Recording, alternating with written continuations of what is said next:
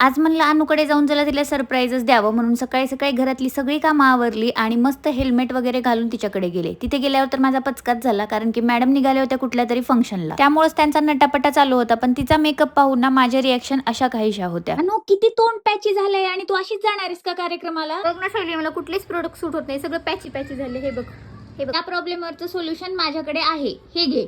काय आहे हे? फाउंडेशन आहे का? अगं हे फाउंडेशन नाहीये, तर हे एक सनस्क्रीन आहे. पण हे सनस्क्रीन ना तुला फाउंडेशन सारखा ग्लो देणार आहे. हे आहे डमडॉकचं 4% niacinamide ultra violet brightening sunscreen. हे पर्पल कलर मध्ये येतं आणि आपल्या स्किनवरती इन्स्टंट ग्लो येतो यामध्ये. हा पर्पल कलर इंडियन स्किनच्या येलो अंडरटोनला न्यूट्रलाइज करतो. ऑइली स्किन साठी सुद्धा हे सुटेबल आहे आणि फास्ट ऍब्झॉर्प्शन होतं याचं. Does not make your skin oily. हे एका ट्यूब मध्ये आपल्याला स्किन केअर आणि सन केअर देणारं प्रोडक्ट आहे. 4% नियासिनामाइड असल्यामुळे स्किन ब्राईट होते आणि टॅन निघून जातं. SPF 50 आहे, त्यामुळे मेन आणि वुमेन दोघांनाही सुटेबल आहे. हे डर्मेटॉलॉजिकली टेस्टेड असून एव्हरीडे यूज साठी सेफ सुद्धा आहे. फक्त ना 300 रुपयाच्या आत तुम्हाला हा प्रोडक्ट मिळणार आहे. मी प्रोडक्ट टॅग सुद्धा केला आहे. नक्की परचेस करा. बाय.